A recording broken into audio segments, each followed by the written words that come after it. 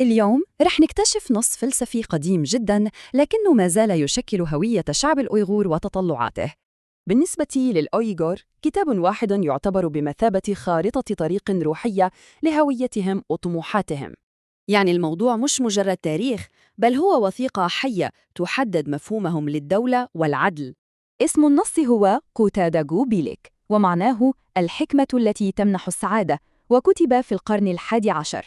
والغريب إنه لم يعثر عليه ككتاب واحد، بل تم تجميعه من 3 مخطوطات منفصلة حول العالم. قصتهم من القرن ال11 إلى اليوم هي قصة حفظ وإعادة اكتشاف بحد ذاتها. وهنا النقطة المثيرة للاهتمام، اللغة نفسها تكشف عن فلسفة عميقة جداً. ببساطة، النص يقول إن مهمة الدولة هي تحقيق السعادة والأمان لشعبها، وهذا يوضح التركيز على سيادة القانون وليس على الحكم المطلق لشخص واحد.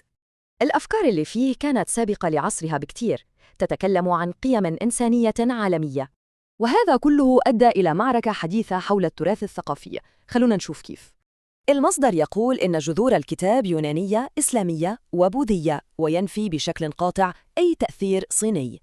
في الواقع المصدر يروح لأبعد من ذلك، ويدعي أن الترجمات الصينية تتعمد تحريف العمل. أفكاره الأساسية تتناقض مباشرة مع بعض المبادئ في الفكر الكونفوشيوسي. والنقطة الأهم هي أن هذه الأفكار اللي عمرها 1000 سنة لا تزال تدرس وتعتز بفاعلية اليوم. يعني هو مصدر قوة لهم وأساس لمستقبلهم، وكأنها ثورة لم تكتمل بعد.